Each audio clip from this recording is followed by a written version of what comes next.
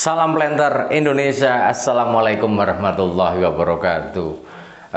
Pada kesempatan sore hari ini izinkan The Brondol menjawab salah satu pertanyaan petani, karena memang banyak sekali petani yang bertanya berkaitan dengan kelapa sawit di Indonesia ini. Maka The Brondol akan menguraikan satu persatu, dan setiap hari saya rangkum menjadi pertanyaan-pertanyaan yang cukup signifikan yang harus kita pahami bareng-bareng tentang budidaya kelapa sawit.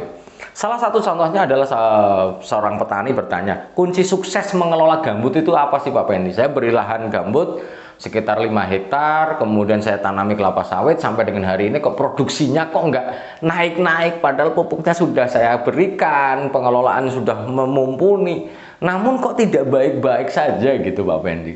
Mungkin banyak pertanyaan tentang gambut, maka saya rangkum menjadi 5 kunci sukses budidaya kelapa sawit di gambut. Yang pertama adalah pengelolaan air di lahan gambut. Memang faktor pembatas gambut adalah tergenang.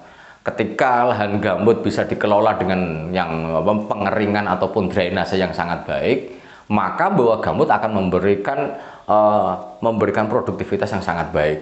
Karena bahwa pada prinsipnya gambut ini tidak hanya sekedar tumpukan bahan organik, namun kaya akan nutrisi dan sangat baik digunakan untuk lahan perkebunan kelapa sawit, namun harus memenuhi beberapa syarat.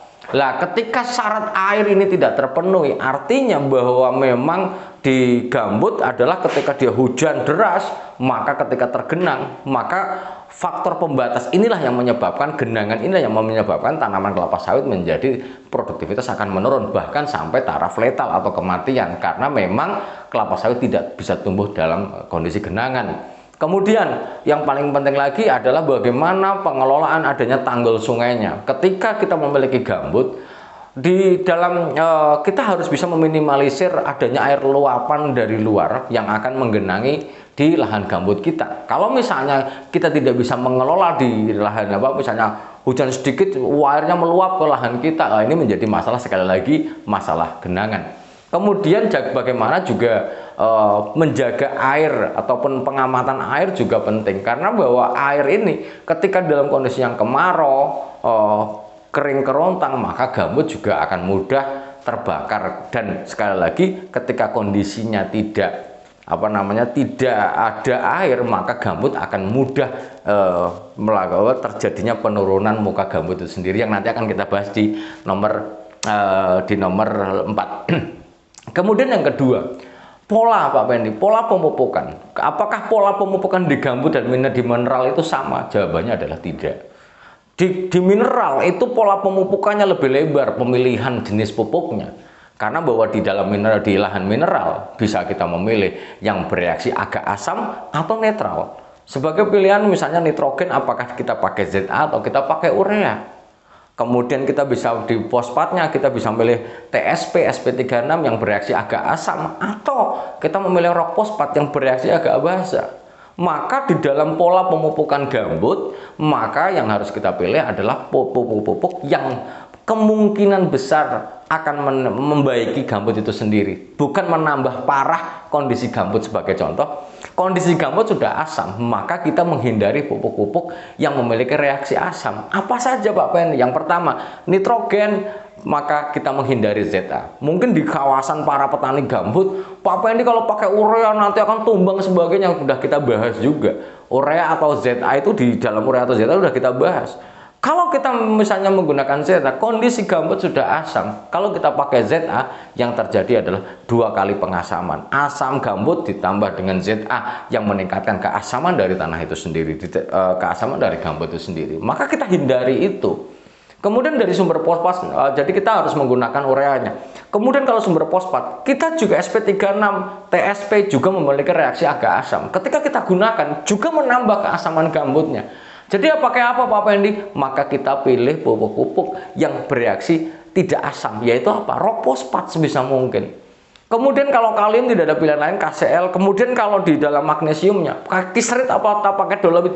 Jelas pakai dolomit. Karena apa? Kisrit MgSO4 adalah memiliki reaksi asam yang memiliki gugus sulfatnya. Kalau kita pakai dolomit, kalsium, magnesium, karbonat yang justru akan meningkatkan pH tanah. Selain itu juga akan menjadi sumber magnesium walaupun angka magnesiumnya relatif lebih kecil dibandingkan kiserit. Maka pola pemupukannya harus jelas, milih pupuknya dulu yang jelas gitu loh. Kemudian pola pemupukannya di sini juga udah saya bahas di salah satu vlog, ketika aja The Brondol di pencarian YouTube The Brondol pemupukan gambut, nanti akan keluar urutannya, penjelasan lengkap beserta dengan alasan-alasannya. Kemudian yang ketiga, pola pengelolaan lahan kelapa sawit yang ada di mineral relatif lebih mudah di dalam mengelola unsur haranya. Karena bahwa di dalam mineral satu, cakupan jenis pupuknya yang lebih banyak. Kemudian unsur hara mikro paling hanya boron saja yang menjadi pemberatnya. Sementara kalau di di gambut kita butuh Cu, kemudian butuh Zn, butuh boron. Nah, ini yang sering terjadi di lahan, apalagi di gambut-gambut yang masih mentah. Ini menjadi problematika di lahan gambut. Maka di pola rekomendasi dari pemupukan sendiri, kita sebisa mungkin menggunakan Cu dan ada boronnya. Kalau Zn mungkin hanya sepersekian lahan gambut yang kekurangan Zn, tapi Cu wajib yang kita berikan, karena memang faktor gambut akan melakukan akan menghelat Cu ini sangat kuat sekali, sehingga memungkinkan, dan kadar Cu pada gambut juga sangat rendah, sehingga dan sudah rendah terkelat, dan kita pernah bahas itu. Kalau ini tidak kita berikan, maka kemungkinan kekurangan Cu juga akan sangat tinggi dan akan berpengaruh terhadap fisiologis tanamannya. Kemudian 4, penahanan minimal air di parit. Nah, yang ini mungkin masih banyak petani-petani kita kalau membuat parit di dalam di lahan gambut itu udah keruk saja, plong gambutnya, misalnya paritnya langsung lurus ke sungainya tanpa ada penahanan. Di dalam mekanisme gambut, para planter dan para petani semuanya, ketika ini adalah parit gambut misalnya, ini adalah lahannya, ini paritnya, maka sebisa mungkin kita tahan seminimal-minimalnya adalah 60 cm. Di sini wajib ada airnya, di sini wajib ada airnya. Kenapa? Bahwa jangan sampai kita sampai kering kerontang seperti ini, kering kerontang. Ketika kering kerontang seperti ini, ketika tidak ada air, maka lahan di sini juga nggak ada, di dalam gambut ini juga airnya juga akan kosong, yang akan berpengaruh terhadap penurunan muka gambut yang terlalu cepat. Dekomposisi ataupun kematangan gambut memang akan berjalan lebih cepat, namun akan terjadi subsiden, penurunan. Ketika terjadi penurunan muka gambut, yang terjadi adalah akan lebih memungkinkan. Maka jangan kaget ketika bonggol kelapa sawit yang sudah dewasa, dia akan naik ke atas. Sekali lagi, bukan bonggolnya yang naik ke atas, tapi gambutnya yang turun ke bawah. Hal inilah yang menyebabkan, ditambah dengan produktivitas tinggi, pelepahnya agak lumayan panjang, buahnya besar-besar, maka dia akan sangat mudah tumbang. Ini harus dijaga. Kemudian yang kedua, ketika kita menjaga air tanah ini di dalam musim kemarau adalah mengurangi trek yang duluan. Karena sekali lagi, ketika lahan gambut berada di kondisi yang kemarau, maka umumnya akan mengalami pengeringan yang lebih cepat dibandingkan di mineral. Maka ini penting untuk pengelolaan air di parit ini. Selain untuk menjaga dari kebakaran, tapi yang paling penting adalah suplai air di gambut, suplai air kelapa sawit yang ada tumbuh di lahan gambut bisa tersuplai dengan benar. Ini maka ditata sedemikian rupa sehingga jangan plong paritnya, harus kita jaga kondisi paritnya. Kemudian yang kelima, yang terakhir adalah pengelolaan pohon tumbang. Pak Pendi, bagaimana sih cara menjadikan lahan di gambut itu nggak tumbang? Maka jawabannya adalah sangat susah. Sangat susah, kecuali kita bikin lubang yang besar 1 meter kali 1 meter, tambahi air bawah, tanah mineral yang kemudian ditanami kelapa sawitnya di situ. Tapi sangat tidak mungkin kalau kita nggak bermodal besar. Namun menurut saya ya, kondisi tumbang di gambut adalah sebuah takdir. Karena memang kemampuan kemampuan ikatan partikel antara gambut adalah tidak kuat, tidak seperti di lahan yang liat. Partikel-partikel kasarnya atau yang sudah mulai matang pun dia tidak memiliki kemampuan yang erat untuk menjaga akar supaya tidak tumbang. Tapi dia adalah loose, saling remah saja. Sehingga begitu akar itu kayak akar itu hanya tumbuh cuma nelungsup saja di partikel-partikel gambut. Begitu kondisi berat atau beban di pucuk baik pelepah atau buahnya besar, ya udah tumbang. Maka memang apakah penanaman hole in hole juga bagian dari mengurangi tumbang adalah menunda atau secara dini untuk terjadi tumbang pada tanaman kelapa sawit. Namun tumbang di gambut adalah takdir. Namun bagaimana pengelolaan pohon yang tumbang? Maka begitu tumbang, misalnya ini bonggolnya ini terangkat akarnya seperti ini tanaman kelapa sawitnya, maka ya segera tutup sini, gunduki sini, kemudian ini ditutup pakai tanah supaya perakaran juga akan masih sehat. Nah, kalau Pak Pen ini tumbang kayak gini gimana ya? Nanti akan naik lagi ke sini.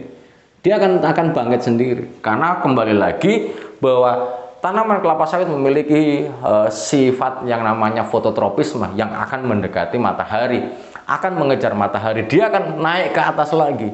Tumbang lagi Pak Penny, ya udah biarin aja. Yang penting bonggol akar ini ataupun sistem perakarannya adalah tidak menggantung, yang akan mengurangi faktor penyerapan unsur hara dan air bagi tanaman kelapa sawit itu sendiri. Maka bisa saja dengan cara yang paling mudah, misalnya ditutup pakai pelepah-pelepah, ditambahi dengan gambutnya, semuanya bisa kita lakukan. Intinya adalah bagaimana mengurangi faktor akar yang menggantung yang tidak bisa menyerap unsur hara dan air. Kita tutupi pakai gambut lagi, kemudian kita sungkup tutup lagi supaya dia masih produktif untuk penyerapan. Akarnya itu tetap produktif. Kalau tidak, ya udah berantakan produksi kita. Mungkin 5 tips atau kunci sukses ini yang bisa saya laksanakan, bisa berikan atau berbagi pada sore hari ini. Intinya di dalam pengelolaan gambut memang sedikit agak rumit. Kemudian jenis unsur haranya juga lebih banyak. Namun bahwa pada prinsipnya bahwa gambut masih memiliki potensi yang besar untuk bisa dikembangkan. Dan para planter dan para petani semuanya, kita juga harus bijak bahwa di dalam pengelolaan gambut yang terlalu dalam sebaiknya tidak ditanami kelapa sawit. Ini menjadi pesan kita bagi petani dan para planter semua dan paradigma di perkebunan. Jika gambutnya terlalu dalam, maka sebenarnya adalah tidak direkomendasikan untuk tanaman kelapa sawit. Mungkin itu saja dulu yang dapat saya sampaikan pada kesempatan sore hari ini.